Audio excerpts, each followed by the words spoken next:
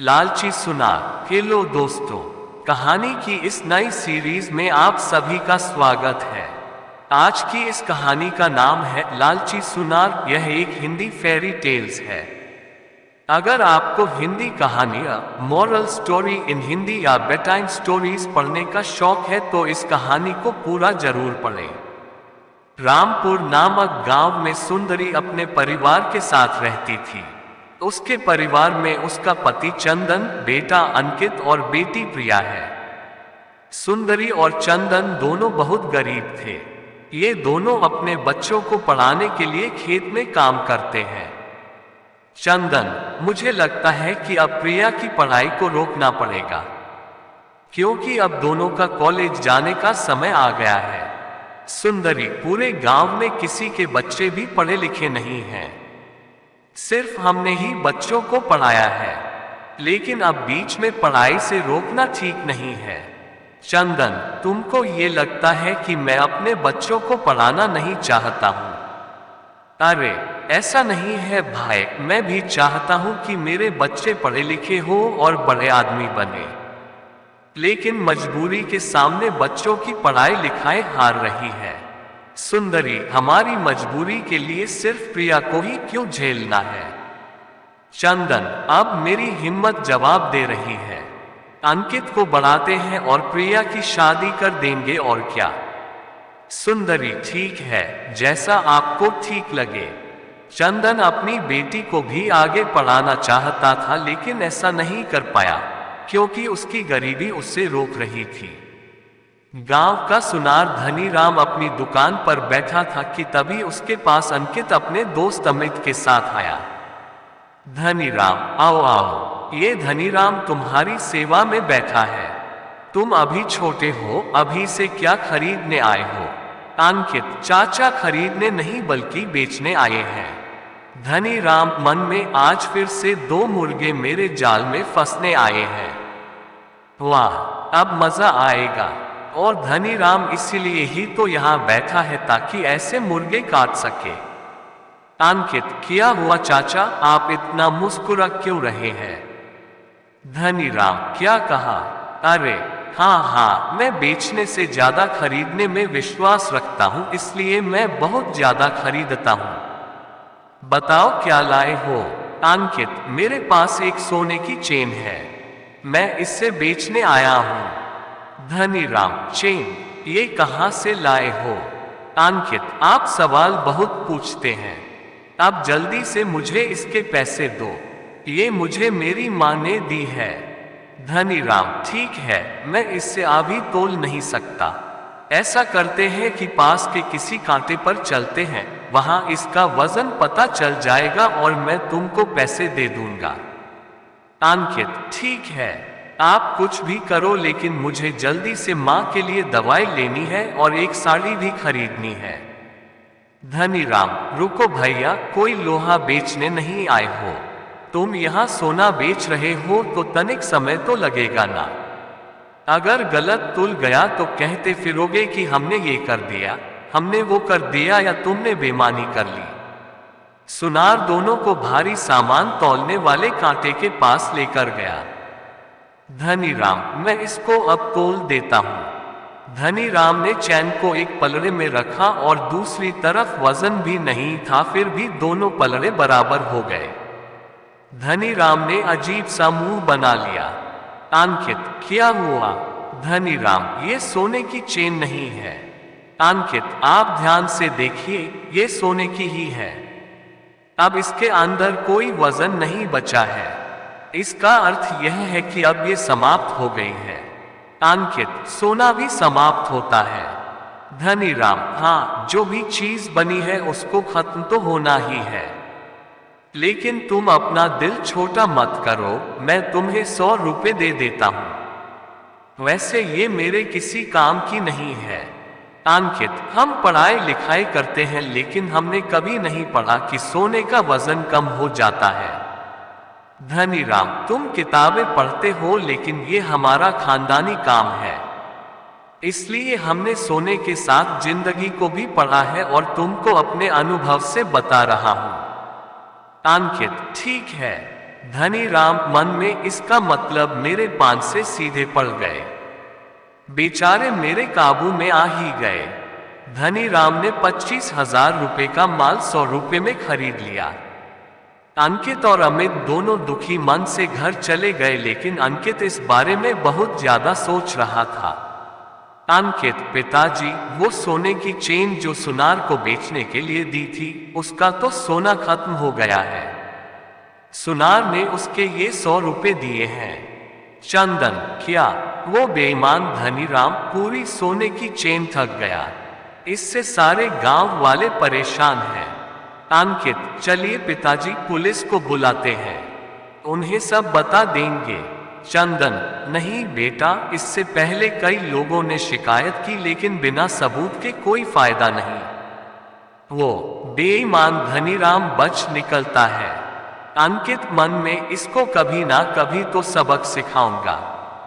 अगले दिन सुबह को अंकित के पिता ने उससे कहा, चंदन, अंकित, मैं आज तुम्हारा दाखिला शहर के किसी कॉलेज में करा देता हूं। उद्धरण चिन्ह। अंकित, पापा, लेकिन इतने पैसे कहां से आएंगे? चंदन, तुम्हारी मां ने अपने सारे गहने धनी राम के पास गिरवी रख दिए हैं। जब तुम पढ़ाई कर लोगे या हमारे पास पैसे हो जाएंगे, हम वो वापस लाकर प्रिया की शादी करा देंगे। अंकित, लेकिन पापा, वो बेईमान है और आपने मां के गहने। सुंदरी, बेटा, कोई और चारा नहीं था। तुम पढ़ाई पर ध्यान देना, इसके अलावा तुम्हें कुछ भी नहीं सोचना है। अंकित, ठीक है माँ, लेकिन मैं ये कहना चाहता हूँ कि प्रिया को कॉलेज ना सही तो कम से कम घर से पढ़ने दीजिए। सुंदरी, ठीक है बेटा, जैसा तुम्हें ठीक लगे। अंकित शहर में पढ़ने चला गया और उसने प्रिया का प्राइवेट दाखिला करा दिया। जब भी अंकित घर आता, प्रिया के लिए किताबें और पत्रिकाएं लेकर आता। प्रिया की तैयारी भी सही चल रही थी। कुछ साल बाद चंदन और सुंदरी खेत में काम कर रहे थे। चंदन, हमारे पास कुछ पैसे आ गए हैं, अब हमें धनी राम से गहने छुड़ा लेने चाहिए। सुंदरी, हाँ, हम आज ही धनी राम के पास चलते हैं, क्योंकि कुछ दिनों में प्रिया की शादी है। चंदन, हाँ। सुंदरी, धनी राम बहुत बेईमान आदमी है। अब उसकी बेईमानी के किस्से सब तरफ मशहूर है। मुझे तो बहुत चिंता हो रही है, कहीं वो हमारे गहने बदल कर नकली ना दे दे, क्योंकि गांव के बहुत लोगों के साथ वो ऐसा कर चुका है। चंदन, तुम बेवजह ही इतना परेशान हो रही हो, वो हमारे साथ ऐसा नहीं करेगा। दोनों पति पत्नी अपना सारा काम खत्म करके धनी राम के पास। धनी राम, आए और बताए आज क्या बेचने आए हो? चंदन, धनी राम, मैंने तुम्हारे यहाँ अपनी पत्नी के गहने गिरवी रखे थे, मैं वही लेने आया हूँ। धनी राम मन में, ऐसा तो पहली बार हुआ है कि कोई अपना सामान वापस लेने आया है। चंदन, क्या हुआ? तुम भूल गए क्या मैं भीख हूँ? धनी राम, नहीं, मैं तुम्हें कैसे भूल सकता हूँ, लेकिन मुझे गहने याद नहीं है कि तुमने कौन कौन से गहने गिरवी रखे थे। सुंदरी, गहने दिखा दो, मैं अपने गहने पहचान लूंगी। धनी राम, मेरे पास कोई गहने नहीं है, मैं ऐसे कैसे किसी और के गहने तुम्हें दे सकता हूँ? और हाँ, इतने वर्षों में बहुत ज्यादा ब्याज हो गया होगा जो तुम चुका नहीं पाओगे। चलो यहाँ से जाओ। चंदन, धनी राम, तुम्हारे पास पैसे की कोई कमी नहीं है, लेकिन मैं एक गरीब पिता हूं और तुम्हारे आगे हाथ जोड़ता हूं, मेरी बेटी की शादी है, तुम मुझे गहने वापस कर दो। धनी राम, चलो यहाँ से जाओ, मेरे पास कोई गहना नहीं है। एक बार कह दिया, समझ नहीं आता क्या? चंदन, मैं गरीब बाप हूं, मुझे अपनी बेटी की शादी करनी है। धनी राम, हाँ, जाओ, मेरी बेटी की भी शादी है। धनी राम ने चंदन और सुंदरी को बिना गहने दिए हुए ही भगा दिया। पूरा गांव धनी राम से परेशान था, उसने सभी लोगों के साथ धोखा किया था। चंदन, अब हम अपनी बिटिया की शादी कैसे करेंगे? कुछ समझ नहीं आ रहा। इस बेईमान सेठ को हम गरीबों को लूट कर क्या सुकून मिलता है। सुंदरी, आप परेशान मत होइए, भगवान सब ठीक करेंगे। हमारा सही समय भी आएगा और इस सेठ को सबक भी मिलेगा। धनीराम अपनी बेटी के विवाह से एक दिन पहले सारे गांव को दावत पर बुलाता है। सभी लोग अमीरों की शादी देखने और अच्छा खाना खाने जाते हैं। सब कुछ अच्छे से चल रहा था, लेकिन तभी वहां 3 गाड़ियां आकर रुकी। सभी हैरान हो गए। धनीराम, कौन आया है? कौन है? सामने कुछ पुलिस वाले और अधिकारी थे, जिसमें अंकित भी था। धनीराम, अरे अंकित बेटा, तुम इतनी सारी पुलिस के साथ क्यों आए हो? तुमने ऐसा कौन सा गुनाह किया है जो पुलिस वाले तुमको पकड़ रहे हैं?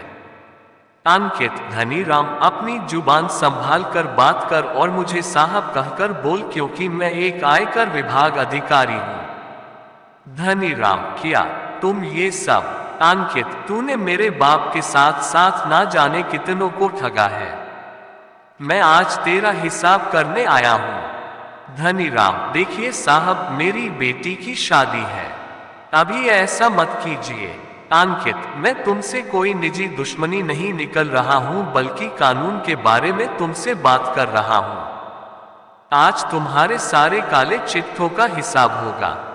धनीराम, मुझे माफ कर दीजिए, मैं तुम्हारे आगे हाथ जोड़ता हूं। मैं तुम्हारे पैर पड़ता हूं।